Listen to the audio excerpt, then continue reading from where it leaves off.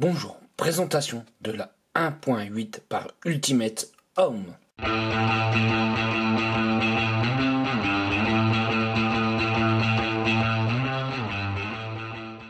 Ultimate Home, qui c'est exactement, c'est un modeur français qui nous propose des box en impression 3D et on va voir un petit peu ce qu'il nous propose avec cette 1.18. Est-ce qu'elle est intéressante, est-ce qu'elle est bien, ce genre de choses. On va aller voir un petit peu tout de suite ce qu'il y a à l'intérieur. Donc on a une boîte relativement assez classique. Alors derrière vous auriez la finition de la box et on ouvre ça un petit peu. La petite pochette, je la trouve très sympa, vous allez comprendre pourquoi. C'est que c'est une pochette qu'on va pouvoir s'en resservir après, soit pour mettre la box ou autre chose. Donc qu'est-ce qu'on peut voir qui est fourni? Nous avons un body ring et ça c'est cool, je trouve. En plus, c'est pas un body ring classique, il nous a fait quelque chose un petit peu plus élaboré. Faut savoir que c'est un body ring qui va de 22 à 24 mm. On continue un petit peu, faut savoir que nous avons une bottle qui est fournie avec. Alors, bonne bottle, moi je trouve que c'est une bottle de qualité, c'est important de souligner. Ce n'est pas une bottle où on va avoir des problèmes de fuite avec le bouchon, ce genre de choses. Non, loin de là. Alors, faut savoir que là, moi je m'en suis déjà servi, donc j'ai déjà préparé la bottle, je l'ai coupée au bout, bien comme il faut. Je vais vous dire un petit peu comment faire justement pour couper un peu cette durite, pour être sûr d'être à la bonne taille. Voici un petit peu cette 1.18 comme box. Donc nous sommes sur une box en impression 3D, en nylon carbone. Comment dire? On est sur quelque chose de relativement très compact. On a vraiment quelque chose qui est réduit au maximum. Faut savoir que vous pourrez l'avoir en version noire classique.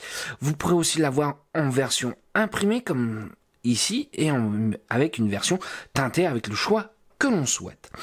Je vous mettrai le lien du site si vous souhaitez la commander, aussi le lien de la page Facebook si vous souhaitez une commande un petit peu particulière. Donc quelle est la particularité de cette box aussi?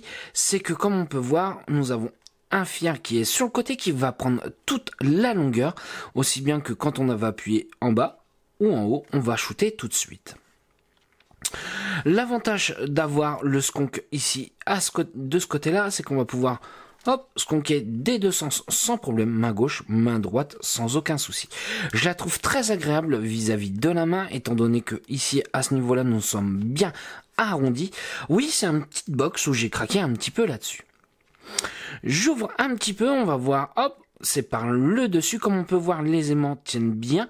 Nous avons deux petits aimants ici, et il nous a ajouté en plus des ergots à ce niveau-là, pour tout simplement avoir une bonne fixation du capot, où on ne soit pas embêté que ça s'enlève, ou qui se déplace, ce genre de choses. Le connecteur, c'est le dernier connecteur de chez LBF qui est utilisé ici, donc autant dire que c'est un connecteur sans souci.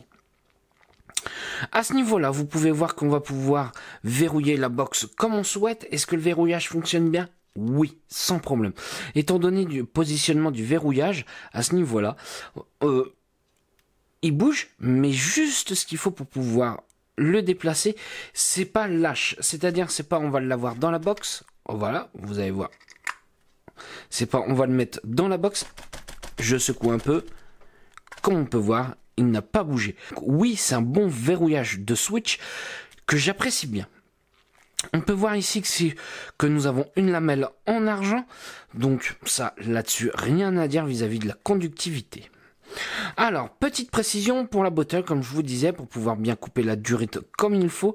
Moi, je vous conseille de l'installer directement sur le connecteur déjà, voilà, et le mettre au maximum, au plus proche du connecteur. Si vous le mettez trop éloigné, le problème c'est que ça va mal fermer la box, ce genre de choses. Donc oui, vous mettez la bottle au plus proche du connecteur et là vous allez pouvoir voir à l'intérieur le surplus de durite que vous avez et après il suffit tout simplement de couper. Les ajustements, est-ce qu'ils sont bons? Oui, je le pense puisque je vais vous le montrer directement. Je ne force pas pour installer ma bottle, elle va s'installer directement tout de suite sans forcer. Donc oui, pour moi l'ajustement à l'intérieur et puis on n'entend rien du tout. Donc oui, l'ajustement est très bon. On va voir un petit peu l'intérieur de cette box là. Donc comme vous pouvez voir, nous avons une lamelle en argent aussi à l'intérieur, donc au niveau de la conductivité nous n'avons pas de soucis. Nous avons des aimants ici à ce niveau là pour pouvoir bloquer entièrement le capot, et puis on va la démonter un petit peu pour voir un petit peu comment elle se nettoie cette box là. Donc voilà, comme on peut voir, nous sommes sur l'arrière de la box. Pour pouvoir faire le démontage, et ben il va falloir simplement utiliser une vis BTR. Alors ça c'est du 2.0, hop, voilà. Je fais la même chose de l'autre côté.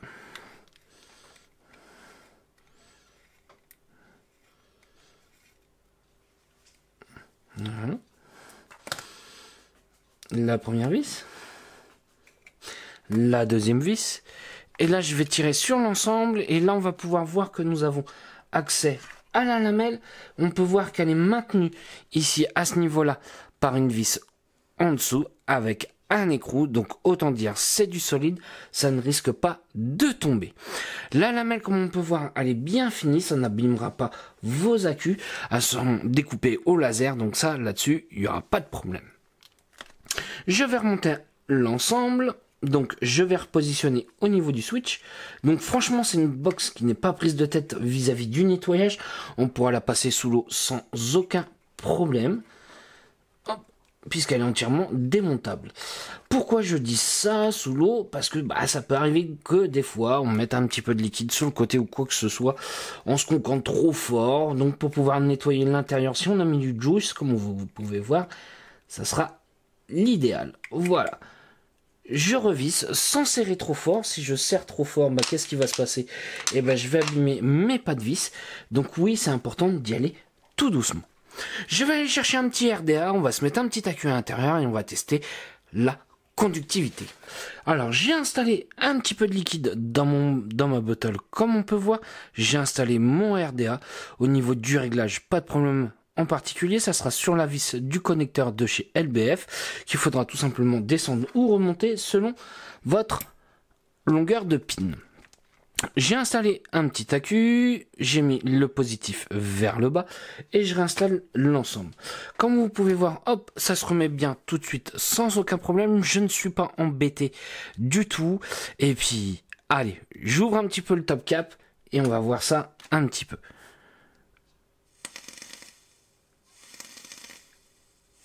Comme on peut voir, ça switch très bien, ça switch tout de suite et aussi bien en bas qu'en haut, que au milieu. Alors, moi, petite chose, le switch est quand même relativement assez sensible, donc si vous le mettez dans la poche, pensez surtout à verrouiller ce switch. Donc là, hop, on va réutiliser le switch, la fonctionnalité pour pouvoir le verrouiller. Voilà. Vous pouvez voir, c'est dur, il n'y aura pas de problème.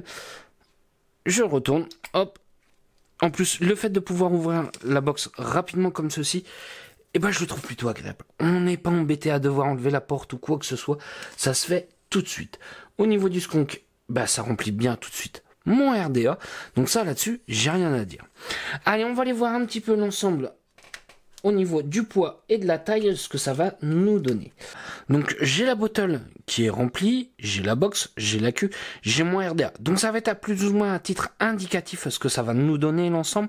Le tout rempli, hop, puisque ça va dépendre après de votre RDA, ce genre de choses qui est utilisé. Nous sommes à 122 grammes. Donc nous sommes quand même sur un setup relativement léger, ça là-dessus c'est top. C'est pas quelque chose où toute la journée on va l'avoir dans la main et au bout d'un moment on en aura marre. Donc là j'ai utilisé un RDA en 22 mm.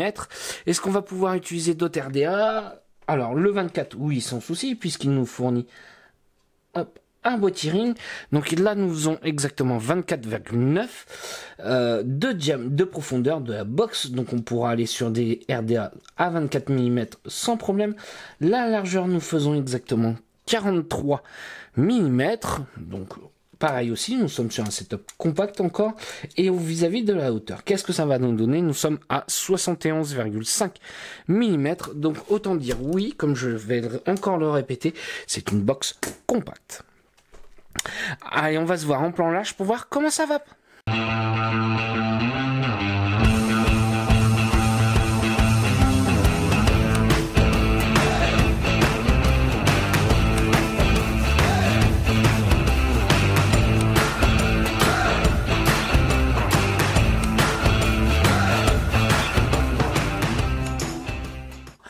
voilà ce que nous donne la 1.18 dans la main.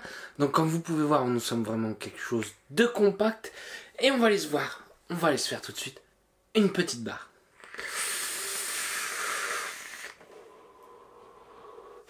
Comme vous pouvez voir, c'est une box qui envoie bien. On est sur une box méca, full argent, avec le connecteur qui va bien. Donc forcément, tout est là pour se faire plaisir. Faut savoir que je suis sur un micro Alien, donc quelque chose de classique à 0,3 ohm.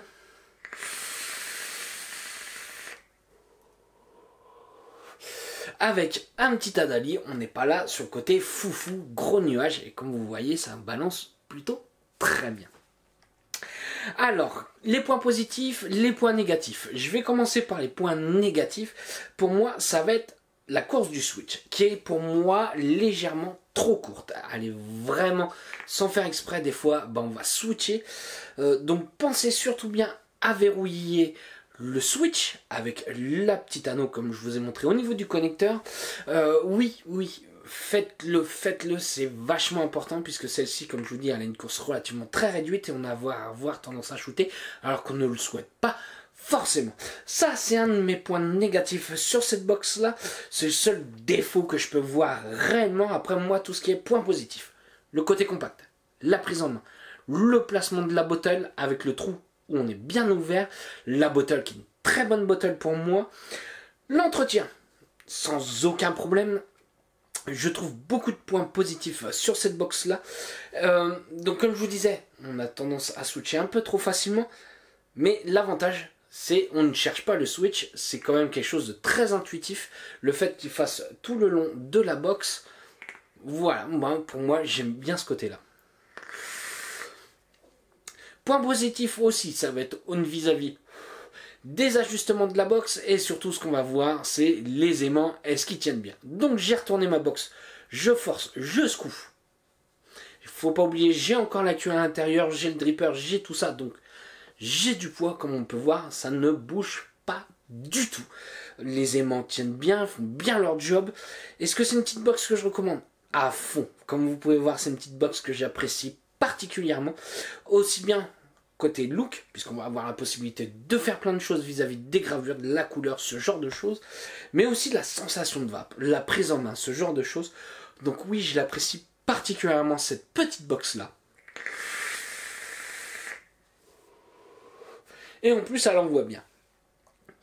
Donc comme je vous disais, je vous mettrai tous les liens en commentaire. Et si vous avez des questions, j'y répondrai avec un grand plaisir. Et je vais vous souhaiter une bonne journée, une bonne soirée ou un bon week-end. Salut à tous!